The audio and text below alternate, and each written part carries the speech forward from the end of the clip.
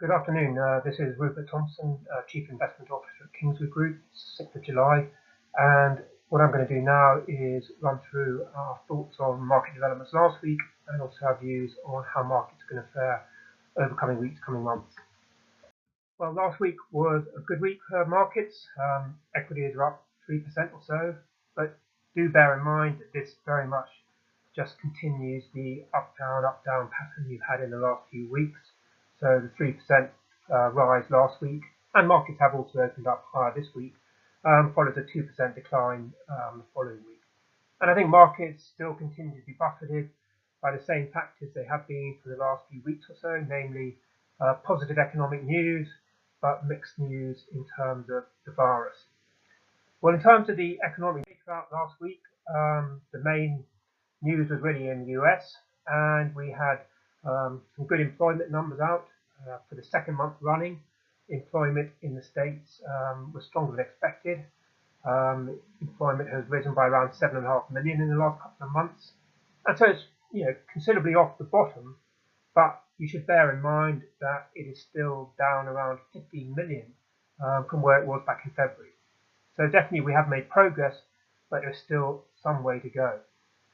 We also actually had some good manufacturing business confidence numbers in the States, surprised on the upside, and this very much continues the pattern we've seen in the last few weeks, where business confidence has bounced back more than people thought it would, not only in the States but also in Europe and the UK. And this is undoubtedly encouraging to some extent, but you should bear in mind that these indices, these business confidence indices, are not that reliable a guide to sort of actual levels of growth at this stage in the cycle. So it's encouraging, but only up to a point. As ever, what happens with the virus remains absolutely critical, and as I'm sure you've seen, infection rates are now picking up to a lesser or greater extent in a number of countries, most particularly in the US.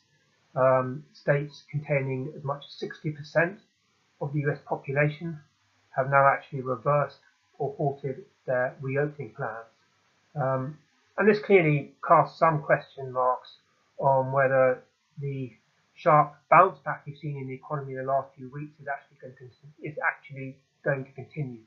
The initial stage of the recovery was always going to be the fastest, and very much our view has been it's going to become much harder to sustain further gains over coming months.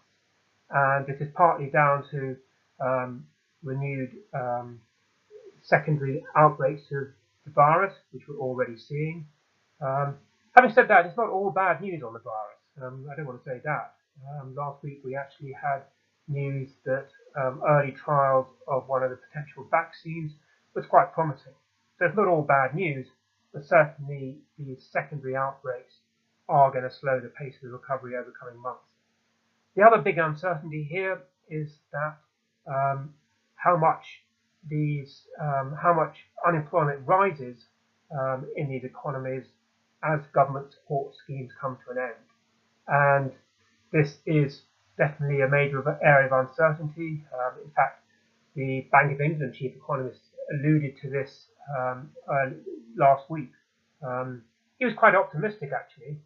He said the extent of the downturn in the UK economy has been significantly smaller than expected, and the upturn so far at least was stronger than expected. But he very much did highlight these uncertainties and highlighted the continuing risks. And partly on the back of this is why the government, and we're going to see Rishi Sunak announce his plans for the economy on Wednesday, why the government is going to be announcing new initiatives to try and prevent this spike in unemployment. And obviously these initiatives include things such as further financing for the arts and also a big expansion of training schemes for young people. So that's where we are at the moment, still buffeted by these conflicting forces. One thing I think has come out of the last few months is the benefits of thematic investing. And that's one area we do place considerable emphasis on at Kingswood, not only just allocating to equity regions, but allocating to particular themes. And two particular themes or sectors which are clear beneficiaries of COVID have been the healthcare and technology sectors. And this isn't, I think, and the attractions of these sectors isn't just because of COVID. It's the fact that they have sort of strong secular forces acting in their favour, which have just been reinforced by what's going on in the last few months. So very much we have allocations to these two sectors, and we intend to retain them. The other thing which has actually come out of the last few months is actually that ESG investing, far from subtracting from performance, can actually boost performance. And actually, our ESG focused portfolios have done rather well over the last few months, over the last year. And this is because companies which place a considerable degree on ESG tend to be higher quality companies. And not surprisingly, in the current sort of difficult environment, quality has been a factor which investors have been looking for.